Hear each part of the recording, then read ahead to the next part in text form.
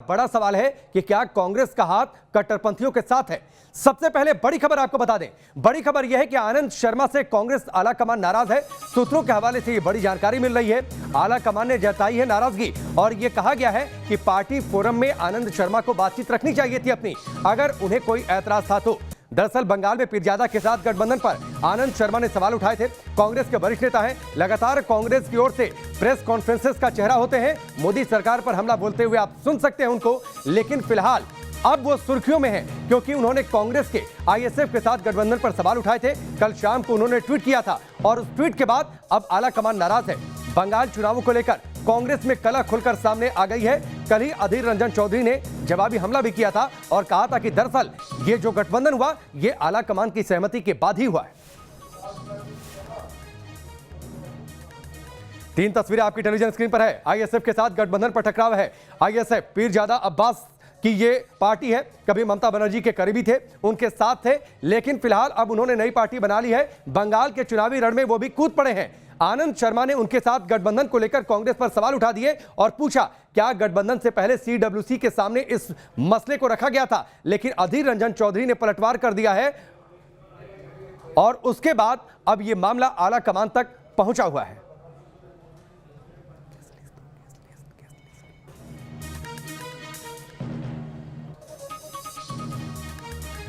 तो आगे हम चर्चा करेंगे और सवालों के सिलसिले की शुरुआत करेंगे। हमारे साथ मेहमान जुड़ चुके हैं। सबसे पहले परिचय आपका करवा दें। रोहित चहल हमारे साथ जुड़ चुके हैं, प्रवक्ता भारतीय जनता पार्टी के। रवि सिसोदिया हमारे साथ दिल्ली से लाइव हमारे सहयोगी जुड़ चुके हैं। अनिर्बान बनर्जी हैं जो कि समर्थक हैं टीएमसी के। तहसीन पूनावाला हमारे साथ जुड़ चुके हैं, राजनीतिक विश्लेषक के तौर पर। इन सबसे हम बातचीत करेंगे, लेकिन उससे पहले आप एक रिपोर्ट देखिए कैसे गठबंधन की बातचीत सामने आई आईएसएफ के साथ कांग्रेस की, और उसके बाद आनंद शर्मा ने नाराजगी जताई। एक रिपोर्ट आप देखिए। এমন কঠিন একটা ভাইরাস দিক এই ভারতবর্ষের জন্য 10, 20, 50 কোটি লোক মরে যায়। बंगाल में भड़काऊ भाईजान पर कांग्रेस में भिड़ंत। আগামী ইলেকশনে মাতৃভূমিকে রক্ত দিয়ে হলো স্বাধীন আমরা করব। संगठन आनंद शर्मा और अधीर रंजन चौधरी में जुबानी जंग। ओहदेदार बना सकती है। बंगाल में कांग्रेस लिफ्ट के मंच पर पीरजादा अब्बास सिद्दीकी का दिखना और उनकी जहरीली जुबान पर कांग्रेस के अंदर मचा तूफान थमने का नाम नहीं ले रहा। कांग्रेस नेतृत्व से नाराज G23 में शामिल वरिष्ठ नेता आनंद शर्मा ने पीरजादा अब्बास सिद्दीकी की पार्टी इंडियन सेकुलर फ्रंट से कांग्रेस के गठबंधन पर करारा प्रहार किया है। आनंद शर्मा का कहना है कि यह कांग्रेस पार्टी की मूल विचारधारा के खिलाफ है। सोमवार को उन्होंने ट्वीट कर लिखा, आईएसएफ जैसे दलों के साथ कांग्रेस का गठबंधन पार्टी की मूल विचारधारा के खिलाफ है, जो कि गांधी और नेहरू के धर्मनिरपेक्षता वाले सिद्धांत पर आधारित है। इन मुद्दों पर कांग्रेस कार्य समिति में चर्चा होनी चाहिए थी।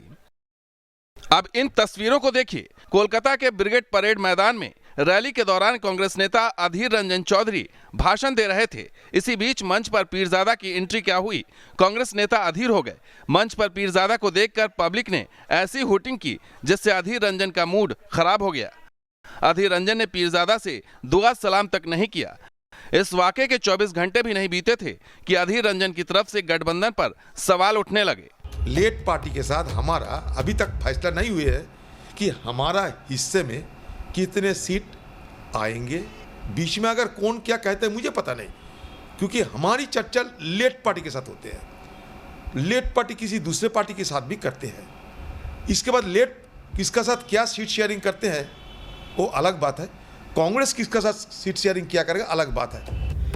कल तक चुनावी रैली में पीरजादा के साथ मंच शेयर करने वाले अधीर रंजन अब उनके इंडियन सेकुलर फ्रंट को जानने तक से इनकार कर रहे हैं। आईएसएफ को मैं उतना जानते नहीं, बाकी उसके बाद लेट पार्टी से इनकी चर्चा हुई, उसमें हमारी पार्टी की तरफ से लोकल लेवल पे जो हमारे नेता है वो शिरकत किया था, लेकिन हमारे पार्टी के साथ डायरेक्ट उनका अभी तक कोई चर्चा नहीं हुई। तो सेक्युलरिज्म में कोई हिंदू मुसलमान जात पात की बात नहीं होता है। आज के जो ब्रिगेड है ये एक ऐतिहासिक समावेश है और इस समावेश में इतना तो आप लोग भी मानेंगे कि इतना युवा इकट्ठे हुए हैं और इतना प्राण इनमें है, इतना उत्साह लेके इन लोग आए हैं। तो ये ज़रूर आने वाला दिन में ये उत्साह वोट बैंक होगा हमारा बंगाल में। पश्चिम बंगाल की राजनीति में अल्पसंख्यक वोट बैंक लेफ्ट हमेशा से ही महत्वपूर्ण रहा है और लेफ्ट कांग्रेस हमेशा से पश्चिम बंगाल की मुख्यमंत्री ममता बनर्जी को घेरता रहा, ये कहते हुए कि मुस्लिम तुष्टीकरण की राजनीति वो करती हैं। लेकिन अब 2021 के विधानसभा चुनाव से पहले आलम ऐसा है कि लेफ्ट और कांग्रेस खुद भी अब्बासुद्दीन सिद्दीकी के आईएसएफ के साथ मिलकर ये चुनाव लड़ने की तैयारी कर रही हैं।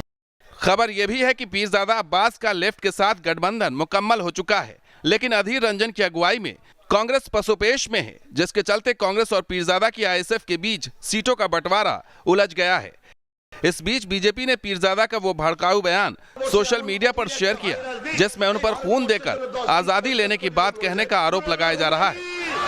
फुरफुरा शरीफ के पीरजादा अब्बास का ये पहला विवादित बयान नहीं है। इससे पहले भी वो इस तरह के जहरीले बयान दे चुके हैं। 26 जनवरी को पार्टी कार्यकर्ताओं को संबोधित करते हुए अब्बास सिद्दीकी ने कहा था, भारतीय जनता पार्टी अगर हमारे 10 लोगों को मारेगी तो हम उनके 20 कार्यकर्ताओं को मौत के घाट उतार देंगे।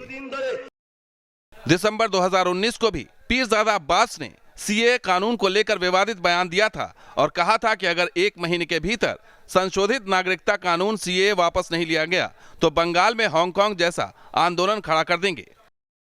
ऐसे जहरीले बोल की वजह से फुरफुरा शरीफ के पीरजादा अब्बास सिद्दीकी पर सवाल खड़े करते हुए लेखिका तस्लीमा नसरीन ने भी एक ट्वीट किया है और कहा है उससे कांग्रेस लेफ्ट गठबंधन में सिद्दीकी के सियासी भविष्य को लेकर सवाल उठने लगे हैं। कोलकाता से तापस सेनगुप्ता के साथ टीम न्यूज नेशन। तो यह रिपोर्ट आपने देखी और दरअसल जहरीले बयान रहे हैं पीरजादा अब्बास सिद्दीकी के और उसी वजह से आनंद शर्मा ने सवाल उठाए कांग्रेस का आईएसएफ के साथ गठबंधन को लेकर, लेकिन अब आलाकमान नाराज है। इससे पहले कि मैं अपने मेहमानों का रुख करूं, सबसे पहले रवि आपके पास आता हूं, क्या जानकारी है आलाकमान की ओर से, क्या संदेश दिया जा रहा है?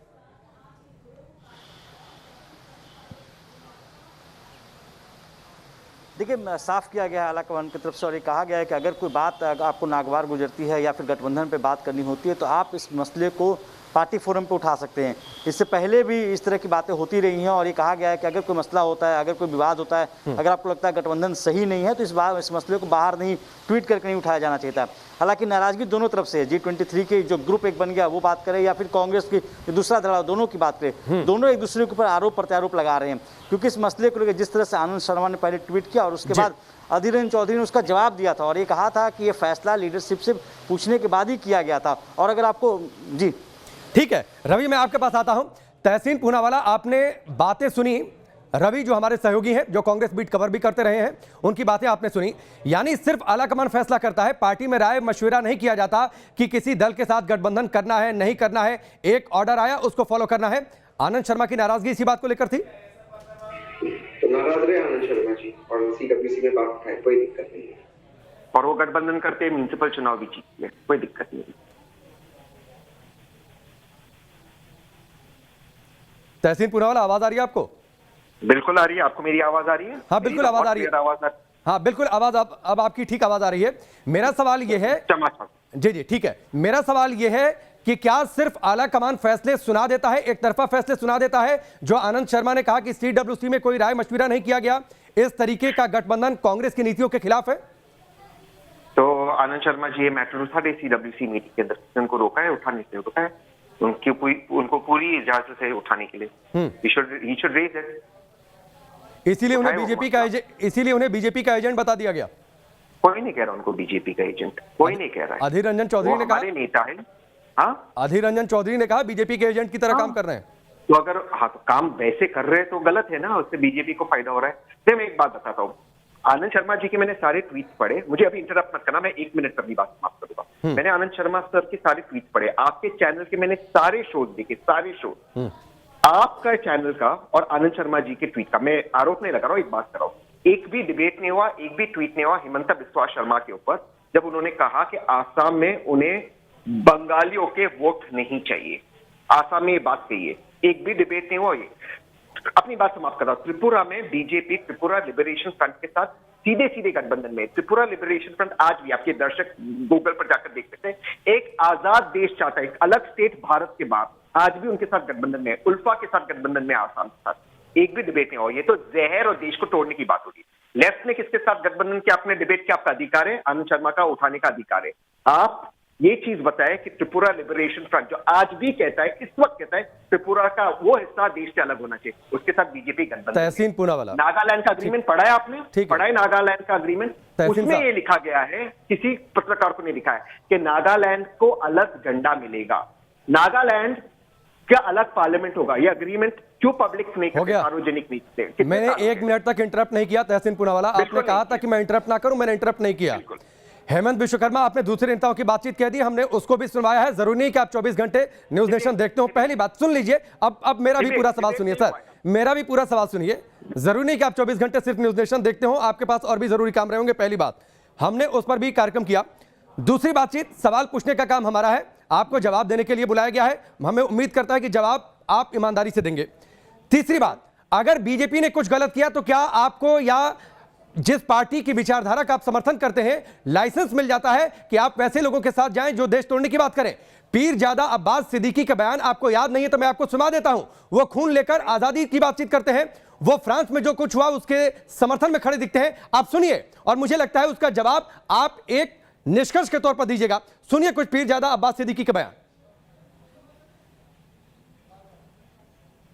তবে আমি আব্বাস সিদ্দিকী মনে করি আমার থেকে অনেক মহান শ্রেষ্ঠ ওই ছেলেটা যে ফ্রান্সে ওই জারো সন্তানটাকে জাহান্নামে পৌঁছালো। কেন? ও শহীদ বেহিসাব জান্নাতি হয়েছে। জোরে বলুন সুবহানাল্লাহ। थोड़ी बहुत बंगाली उम्मीद करता हूं तहसीन पूनावाला आपको समझ में आती होगी, नहीं तो इसका तर्जुमा मैं थोड़ा सा आपको बता देता हूं। फ्रांस में जो कुछ हुआ, कत्लेआम जिस तरीके से हुआ, उसका समर्थन किया है पीरजादा अब्बास सिद्दीकी ने। आप मानते हैं कांग्रेस पार्टी की विचारधारा है? गोलवलकर जी के बंच ऑफ थॉट्स में लिखा है कि भारत का संविधान भारत पे लागू नहीं होना चाहिए, तिरंगा अशुभ है। आप समर्थन आपसे जो सवाल पूछूं उसका जवाब दीजिए ना। इसका जवाब देने के लिए रोहित चहल है यहाँ पर। मैं आपका सवाल उनके पास लेकर मैं जाऊंगा। आपका ये सवाल नोटिस हो गया, इसका जवाब रोहित चहल देंगे। अब आप मेरे सवाल का जवाब दीजिए, क्या कांग्रेस पार्टी की विचारधारा है जो पीरजादा अब्बास सिद्दीकी का स्टेटमेंट है? देखिए, अब मैं इसका जवाब देता हूं स्पेसिफिकली, क्योंकि देश को चलाने के लिए 56 इंच की छाती नहीं, दिल की जरूरत होती है, तो दिल से जवाब देता हूं। ये जो पीरजादा साहब कह रहे हैं, मैं इससे इत्तेफाक नहीं रखता, लेकिन वो कांग्रेस के साथ गठबंधन में नहीं, वो गठबंधन लेफ्ट के साथ है। लेकिन जो गोलवलकर साहब ने किया, जो त्रिपुरा लिबरेशन फ्रंट करी, तहसीन पूनावाला साहब इतनी मासूमियत मत करिए ना। आपने लेफ्ट के साथ किया, लेफ्ट ने उनके साथ कर लिया। आप कह देंगे कांग्रेस पार्टी ये कह देगी कि हमारा गठबंधन पीरजादा अब्बास के साथ नहीं है। इतनी जनता तो मूर्ख नहीं है, इतनी जनता या वोटर इतना नादान तो नहीं है। रोहित चहल आप जवाब दीजिए, आपने बोला। रोहित चहल इनकी बात का जवाब दीजिए। देखिए तहसीन भाई, मैंने बड़े धैर्य से सुना, मुझे लगता है आप धैर्य से उतनी धैर्य से मेरी बात को सुने। देखिए, कांग्रेस की जो असलियत है जनता के सामने आ चुकी है। जिस प्रकार कांग्रेस ने, हमने देखा यही वही कांग्रेस है जिस कांग्रेस ने हिंदू आतंकवाद का, भगवा आतंकवाद का, कांग्रेस लगातार जिस तरीके से तुष्टीकरण की राजनीति देश के अंदर करती रही है। कांग्रेस ने लगातार राम मंदिर का विरोध भी किया। कांग्रेस ने कहा, इसी राहुल गांधी जी ने कहा कि जो बुरे हिंदू है वो मंदिर जाते हैं। तो देखिए, ये वही लोग हैं जो शशि थरूर कहते हैं जो बुरे हिंदू है वो मंदिर बनवाना चाहते हैं। इस तरीके के बयान ये लगातार देते रहे, तो इनसे कोई उम्मीद नहीं कर सकते। आज जो पीरजादा के साथ, चाहे कांग्रेस हो चाहे वामपंथी हो, जो वामपंथी लगातार सेकुलरिज्म की बात करते हैं, पीरजादा के बयान इतना ही नहीं, ये पीरजादा एक बयान और भी है जिसने कहा कि कोरोना से 50 करोड़ हिंदू मर जाने चाहिए, मर जाए तो अच्छा है 50 करोड़। ये पीरजादा का बयान है। उस कांग्रेस, आज कांग्रेस पार्टी उन्हीं के साथ गठबंधन में लगी हुई है। देखिए, कांग्रेस पार्टी जिस तरीके से घुमा रहे हैं गोल गोल बातें, आप प्रश्न कुछ कर रहे हैं। राहुल गांधी उत्तर और दक्षिण के नाम पे देश को बांटने में लगे हुए हैं, देश को तोड़ने में लगे हुए हैं। पश्चिम बंगाल के अंदर ममता दीदी जो है, उनके जो नेता है, देखिए टीएमसी के लोग भी बैठे हैं, क्योंकि ये एक चोर चोर मुसेरे भाई हैं, टीएमसी, कांग्रेस और सीपीआई। तो देखिए, जो इनके हकीम, जो इनके मंत्री हैं, वो किस तरीके का बयान देते हैं कि हम वजीफा देंगे। इनके मुदस्सर हुसैन जो टीएमसी के नेता है, वो किस तरीके कहते हैं हम के भैया निकलने नहीं देंगे। देखिए, लगातार जो वहां पे तुष्टीकरण की परिकाष्ठा पश्चिम बंगाल के अंदर, और ये सिर्फ इसलिए नहीं है क्योंकि इनके लिए जो 30% जो मुस्लिम वोट है वो इन सबके लिए महत्वपूर्ण है। हिंदुओं को तो इन्होंने हाशिए पे डाला हुआ है पश्चिम बंगाल के अंदर। दुर्गा पूजा पे वहां पे रोक लगाई दी जाती है ममता बनर्जी के द्वारा, जब कांग्रेस कुछ नहीं बोलती। सरस्वती पूजा पे रोक लगा दी जाती है, रामनवमी के जुलूस पे, हनुमान जयंती के रोक लगा दी जाती है, जय श्री राम बोलने तक पे आज पश्चिम बंगाल के अंदर। लेकिन अल्लाह अकबर बोलने पे ममता दीदी को दिक्कत नहीं होती। बोलना चाहिए अल्लाह अकबर, जिसको बोलना है बोले, लेकिन जय श्री राम अगर कोई बोल रहा है तो उसको रोहित एक और सवाल था तहसीन का, आपने जवाब नहीं दिया। फिर तहसीन अपनी बात रखिएगा, फिर मैं तापस और अनिर्बान के पास जाऊंगा। हेमंत विश्वकर्मा ने कहा बंगालियों का वोट नहीं चाहिए। आप लोग राज्य के हिसाब से अपनी विचारधारा चेंज करते रहते हैं क्या? देखिए, भारतीय जनता पार्टी जो है, भारतीय जनता पार्टी के अंदर देखिए, भारतीय जनता पार्टी जो है वो देश की बात करते हैं, देश को एक, हम हमेशा कहते हैं नेशन फर्स्ट, पार्टी सेकंड और सेल्फ लास्ट। तो हमारे लिए देश पहले है और हमारे लिए सारा देश एक है, इसीलिए हम लगातार उस पर प्रयास रहते हैं। लेकिन लगातार तुष्टीकरण को लेकर जो पश्चिम बंगाल के अंदर खास करके सिर्फ एक वोट बैंक की खातिर जो लगातार कर रहे हैं, दक्षिण के अंदर राहुल गांधी जाके कहते हैं, उनको राहुल गांधी पे जवाब देंगे क्या ये कि भैया उत्तर वाले बुद्धिमान नहीं, उत्तर वाले आप उन पर सवाल डालते रहिए, वो आप पर सवाल डालते रहे, दोनों एक दूसरे के सवालों के साथ खेलते रहे, जनता देखती रहे, समझती रहे और वो मुख्यमंत्री रहे, स्टेट के हिसाब से अपनी पॉलिटिक्स चेंज होती रहे। ब्रेक के बाद चलिए आगे बढ़ते हैं। सारे मेहमान हमारे साथ बने हैं। कांग्रेस के अंदर की अंतरकला खुलकर सामने आ गई है। उधर G23 के जो बड़े नेता हैं उनके खिलाफ जम्मू में विरोध प्रदर्शन भी हो रहा है। लेकिन एक बार फिर से आपको सुनवाते हैं पीरजादा अब्बास सिद्दीकी के कुछ और बयान। आप सुनिए किस तरीके से लगातार वो कट्टरपंथियों और देश विरोधियों के साथ खड़े दिखाई दिए हैं अपने बयानों के जरिए, और उसके बाद कांग्रेस के साथ जब गठबंधन की बातचीत सामने आई तो क्यों बवाल मचा है, इस पर भी चर्चा आगे जारी रहेगी। आजमल कासाब नाकी बोलছেন नामটা मुसलमान, ইসলামকে অপমান করার জন্য আজমল কাসাবের নামটা হাইলাইট করা হলো। तो ये बयान आपने सुना। अनिर्बान बनर्जी हमारे साथ हैं। अनिर्बान, पीरजादा अब्बास सिद्दीकी तो कभी आपके साथ भी थे, आपके भी हम सफर थे बंगाल के चुनावी रण में। ऐसे लोगों को आपने अपने साथ रखा जो देश तोड़ने की बातचीत करते हो, जो लोगों को तोड़ने की बातचीत करते हो और देश विरोधियों और देशद्रोहियों के साथ वो खड़े रहे हो। ये थोड़ा गलत हो रहा है। अब्बास सिद्दीकी कभी तृणमूल कांग्रेस के साथ नहीं था, वो एक धर्मगुरु थे, धर्मगुरु रहे, वो अपना काम करते थे। नहीं, करीबी तो थी ना ममता बनर्जी के साथ, कभी करीबी तो हुआ करती थी।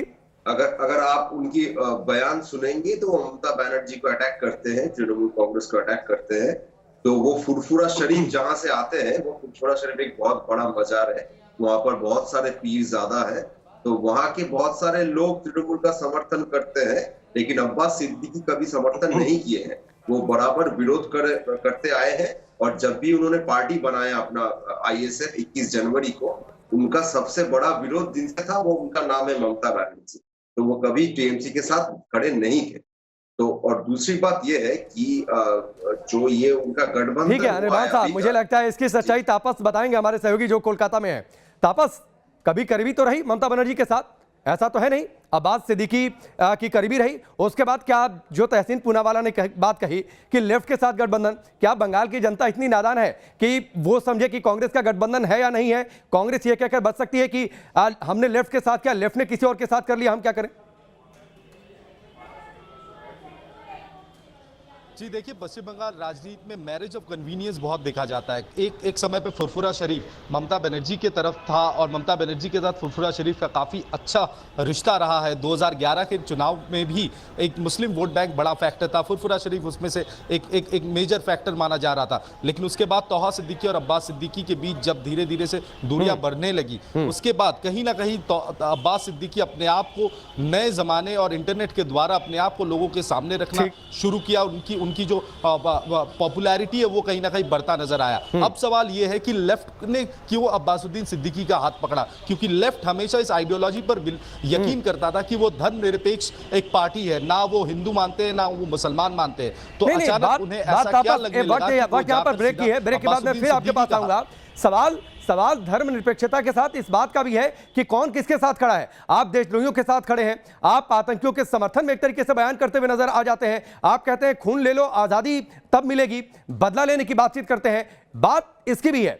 ब्रेक के बाद चलिए आगे बढ़ते हैं। बंगाल चुनाव का पारा लगातार बढ़ता जा रहा है। आनंद शर्मा के बयान को लेकर कांग्रेस की अंतरकला खुलकर सामने आ गई है और इस वक्त बीजेपी के बंगाल प्रभारी कैलाश विजयवर्गीय कुछ बोल रहे हैं, सुनते हैं उनको।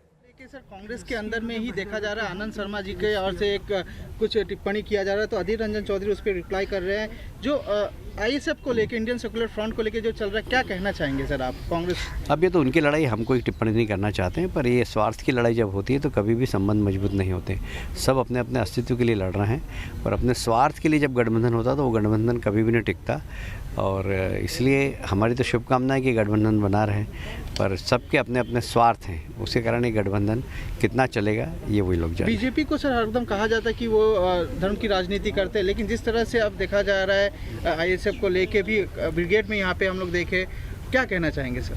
देखिए, अलार्मिंग है पूरे पश्चिम बंगाल के लिए कि जिस प्रकार वोट की राजनीति के लिए, चाहे TMC हो, चाहे कांग्रेस हो, चाहे CPM हो, कभी किससे हाथ मिला रहे हैं, कभी किससे हाथ मिला रहे हैं, कभी मुस्लिम वोट के लिए किसके दरवाजे जा रहे हैं। मैं समझता हूँ कि इससे उनके चेहरे बेनकाब हो रहे हैं।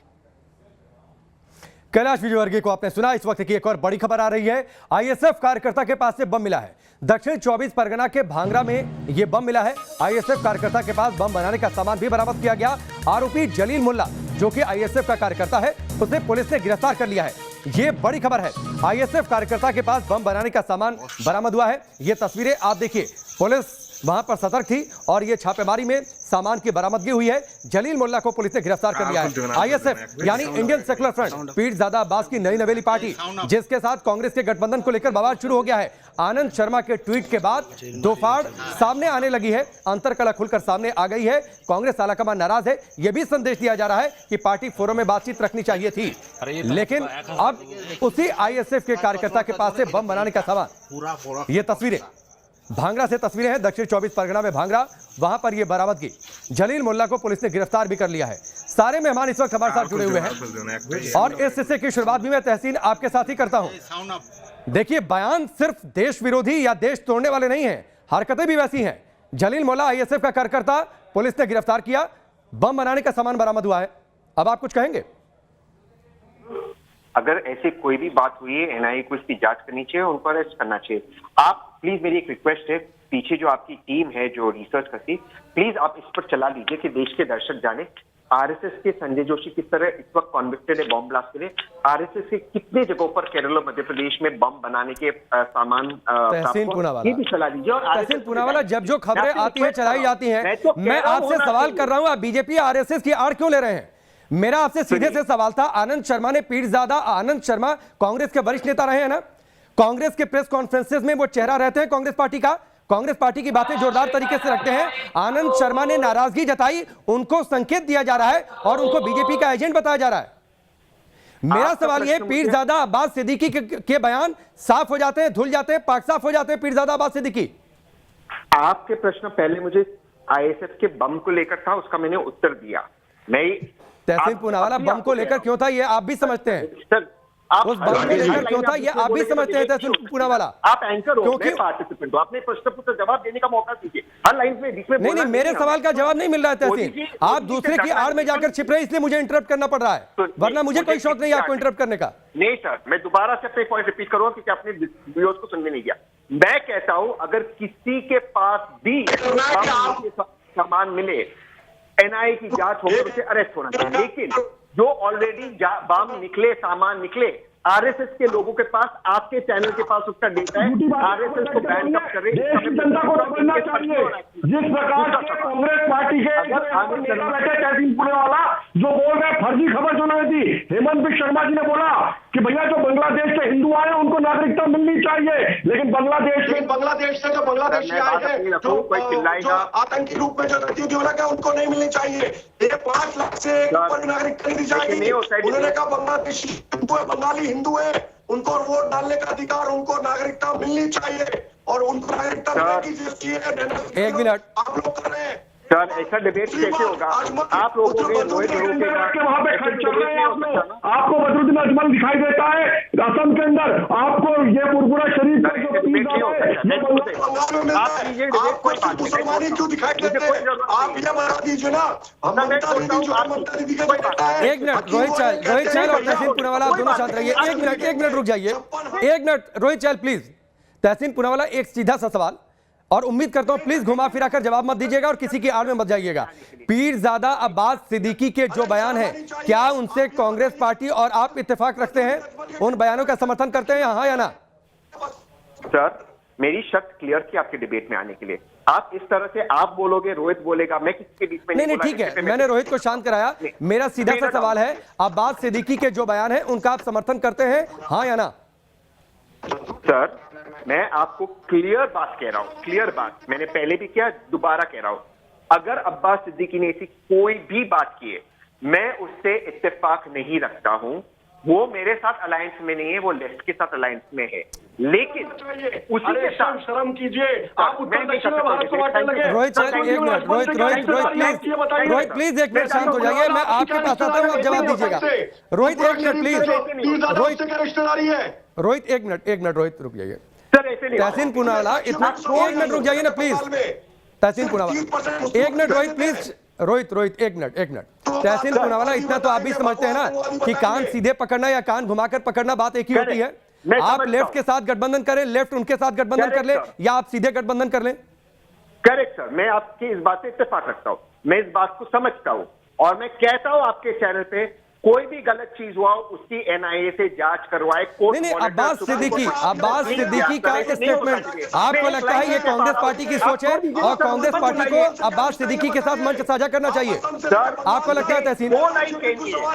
आप और रोहित इंटरप्ट कर रहे हैं, प्लीज रोहित एक लाइन के लिए प्लीज डाउट कीजिए, वरना मैं शो छोड़ रहा हूं। एक मिनट तहसीन रुकिए, रोहित चल प्लीज शांत होइए, मैं तहसीन से बात कर रहा हूं।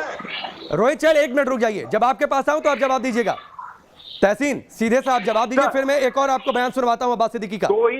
सर आप जितने भी बयान सुनाओ, मेरा स्टैंड चेंज नहीं हो रहा है। कोई भी जहरीली बात अगर उन्होंने की है, कोई भी देश विरोधी काम किया है, एनआईए से सुप्रीम कोर्ट मॉनिटर जांच कराइए, उन्हें जेल में डालिए। लेकिन उसी के साथ मेरा इनडायरेक्ट अलायंस है, इससे भी वो नहीं मुंह नहीं मोड़ रहा हूं, लेकिन जो डायरेक्ट अलायंस बीजेपी का उल्फा और त्रिपुरा लिबरेशन फ्रंट के साथ है, जो जहरीली बात गोलवलकर से लेकर 30 जनवरी को मोदी जी के समर्थक ने किए गोडसे जिंदाबाद, जो आतंकवादियों के साथ आरएसएस डायरेक्टली जुड़ा हुआ है, उसको कंडेम कीजिए। मैं इसको कंडेम कर रहा हूं। रोहित जवाब दीजिए इनको, एक मिनट तहसीन, रोहित जवाब दीजिए, फिर पीरजादा अब्बास सिद्दीकी के कुछ और बयान सुनवाते हैं।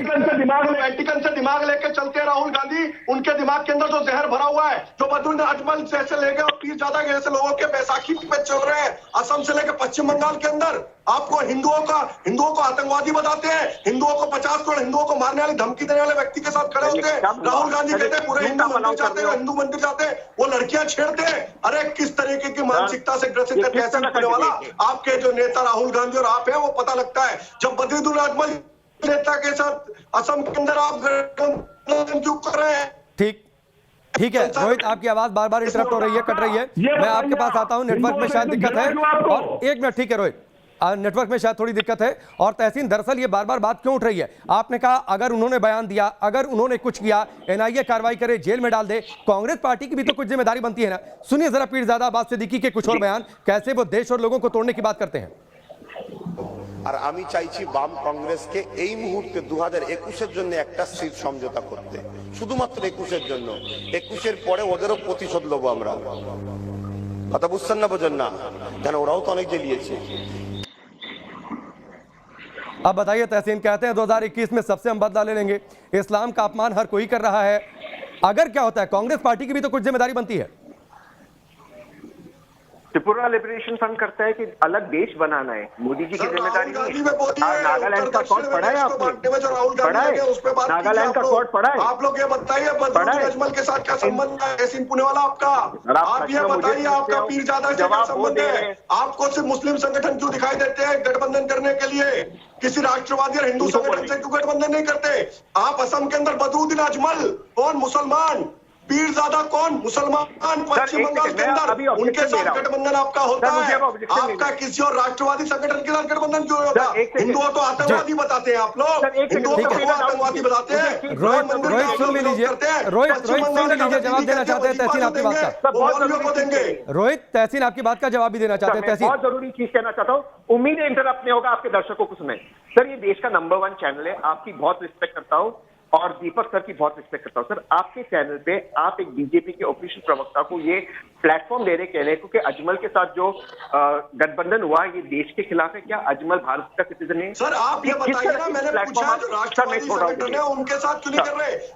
सॉरी सर, मैं चोट नहीं कर सकता। आप उनको बोलिए कि झूठ बोल रहे हो, गलत। I am sorry. गाली दे रहा है आपके प्लेटफॉर्म का अलाउ कर रहे हो। एक मिनट दोनों लोग शांत होइए प्लीज, एक मिनट। आपको रोकना चाहिए, वो किस तरह की बातें कर रहा है। अरे रोकना चाहिए। देश और देश विरोधी वाले जो राहुल गांधी है उनको रोकना चाहिए। नहीं, मैं तो दोनों लोग को रोक रहा हूँ। तहसीन और रोहित, आप दोनों लोग शांत होइए। मैं आप दोनों लोग की आवाज थोड़ी सी डाउन करता हूँ। 1 मिनट में अनिर्बान के पास जाऊंगा। 1 मिनट रुकिए प्लीज, 1 मिनट रुकिए प्लीज। आप लोग क्या बोलते हैं नेशनल चैनल पर? एक बार कोई बातचीत समझने की कोशिश नहीं करता। मैं तहसीन से सवाल पूछूं, जवाब कुछ और आता है। रोहित, आप क्या बोलते हैं? कौन है आजमल कसाब के साथ गठबंधन करके बैठा हुआ है? ठीक है, क्या आप लोग नेशनल टेलीविजन पर बोलते हैं आकर? एक बार आप लोगों को सोचना चाहिए। जो सीधे से सवाल किया जाए, अगर उसका जवाब मिले तो घुमा फिरा कर बातें करने की गुंजाइश खत्म हो जाए। अनिर्बान, 1 मिनट। अनिर्बान ने बहुत देर से नहीं बोला है। 1 मिनट रुक जाइए प्लीज, आप दोनों लोग शांत रहिए। 1 मिनट सर प्लीज, दोनों लोग 1 मिनट दोनों लोग शांत रहिए। अनिर्बान, ये सियासत कैसी है? वोट के लिए क्या किसी का साथ हम लेंगे? 1 मिनट रुकिए प्लीज। रोहित और तहसीन दोनों लोग शांत रहिए। अनिर्बान बनर्जी जी, क्या बतौर नेशनल भारतीय नहीं है? जी देखिए, ये एक बड़ा विवाद उठा था कि बीजेपी को बाहर ही क्यों बोला जा रहा है आने वाले चुनाव के लिए।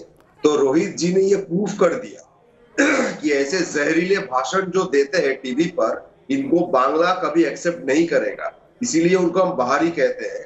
एक ही उसी तरह से अगर अब्बास सिद्दीकी का ये जो जहरीले बयान आ रहा है, तो ये मेरा अपना मानना है कि कांग्रेस को और लेफ्ट को भी ये सोचना चाहिए कि सिर्फ चंद वोटों के लिए ऐसे जो राजनीति करते हैं, जहरीले भाषण देते हैं, वो बीजेपी भी जो है, आईएसएफ भी वैसा ही कुछ अगर करता है, ये भी उठता है ना तो ये कि नहीं करना टीएमसी चाहिए। की सरकार है बंगाल में, उनकी पुलिस क्या कर रही है? आपकी पुलिस अगर कोई इस तरीके से सरेआम मंच से देश तोड़ने की बातचीत करे, लोगों को तोड़ने की बातचीत करे, अब्बास सिद्दीकी पर अभी तक क्या एक्शन हुआ? रोहित जी, आप बहुत जहरीले भाषण देते हो। आप बहुत जहरीले भाषण देते हो। आपके मन में इतना जहर भरा है, ये मुझे पता नहीं था। ठीक है, इतना चिल्लाइए मत। आप लोग चिल्लाने से आप साफ नहीं हो जाओगे। 56,000 मौलवियों ये जो जहरीले भाषण रोहित चहल और अनिर्बान बनर्जी शांत होइए। अनिर्बान बनर्जी, मैं चाहता हूं कि पीरजादा अब्बास सिद्दीकी के कुछ और बयान सुनिए और उसके बाद भी मेरा सवाल यही रहेगा। पीरजादा अब्बास सिद्दीकी सरेआम इस तरीके से मंच से कार्रवाई करते हैं, आपकी सरकार वहां पर, आपकी पुलिस अभी तक एक्शन क्यों नहीं? सुनिए कुछ और बयान। অথচ কাশ্মীরে রেপ করলো 7 বছরের মেয়ে, বিজেপি নেতারা বলছে ঠিক করেছে কারণ মুসলমান মেয়ে। লজ্জা, তুই কোন ধর্মের আমি জানিনি রে बीजेपी। तो ये बयान आपने पीरजादा अब्बास सिद्दीकी का सुना। एक और बयान सुनिए, उसके बाद मैं सीधे अनिर्बान का रुख करूंगा। কেন বলেছিল ওখানে রামের মন্দির ছিল, প্রমাণ হয়েছে ওখানে রামের কোনো মন্দির ছিল না। এরপরও যদি বলে রামের মন্দির হবে, কলম তোমার, কোর্ট তোমার, সরকার তোমার, নেতা তোমার, মিলিটারি তোমার, বন্দুক তোমার, পুলিশ তোমার, ফোর্স তোমার, বোম তোমার, সব তোমার। আমরা গুটি কত মুসলমান ইন্নাল্লাহর মা সাবরিন নাই বলেই নিলাম। তারপরও মায়ের লালরা কোনো পাচ্ছে না করতে, খোদার গজবে শিকার হচ্ছে। আরো হবে। যেমন চীনে করোনা এসেছে, এই ভারতে খোদার গজব আসবে খুব শিগগিরই। দেখ না, তুই আছিস কোথা, খুব শিগগিরই আসবে। চীনে যতদিন মুসলমান মেরেছিল ততদিন কিন্তু গজব আসেনি, যেই বলেছে কোরআন পাল্টাবো অমনি গজব শুরু হয়েছে। अब बताइए अनिर्बान बनर्जी, आपकी सरकार, आपकी पुलिस, सब कंट्रोल आपका। एक शख्स खड़ा होकर मंच से सरेआम लोगों को भड़काता है, देश विरोधियों के साथ अपने बयानों के जरिए खड़ा दिखाई देता है। क्या किया आपकी पुलिस ने? देखिए, जब वो ब्रिगेड से खून देकर मुक्ति मांग रहे थे, तो उस टाइम तो इलेक्शन डिक्लेयर हो चुका। इलेक्शन कमीशन में कोई कंप्लेन कर सकता है, ये ऑप्शन तो खुला है। तो उसके बाद इलेक्शन कमीशन डिसाइड करेगा। अब जब भी पॉलिटिकल कोई बयान कोई देता है, उसके ऊपर इलेक्शन के टाइम पे इलेक्शन कमीशन को एक्शन लेना चाहिए। दीदी के साथ थे। अरे रोहित जी, आपको कुछ पता नहीं है, आप बाहरी हो। आप बांग्ला के बारे में इतना बात मत करो। आप बाहरी हो, आप बाहरी रहो, आप बाहरी हो, बाहरी रहो। अब बांग्ला को लेकर इतना बात मत करो। आप जैसे जहरीले लोगों का कोई स्थान बांग्ला में नहीं है। आप जैसे जहरीले लोगों का स्थान बांग्ला में नहीं है। आप जैसे बाहरी का वो मतामत है, वो हमको जरूरत नहीं है। अपनी ओपिनियन अपने पास रखो। आपको बांग्ला के बारे में कुछ पता नहीं है, आपको ओपिनियन देने की कोई जरूरत भी नहीं है। अरे शर्म आनी चाहिए।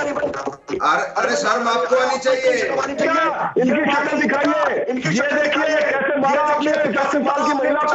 इनका अपराध क्या था? ठीक है, चलिए चुनाव का समय है और ऐसा अक्सर होता है, किसी मुद्दे पर डिबेट करिए तो शांतिपूर्ण डिबेट की जगह आपस में लड़ाई शुरू हो जाती है। आप सबका बहुत बहुत शुक्रिया हमसे जुड़ने के लिए। लेकिन जाहिर तौर पर पीरजादा अब्बास सिद्दीकी के जिस तरीके के बयान रहे हैं वो बयान जहर बुझे हैं, लेकिन दरअसल ये चुनाव का मौसम है और चुनाव के मौसम में अलग अलग राजनीतिक दलों को चिंता सिर्फ वोट बैंक की होती है।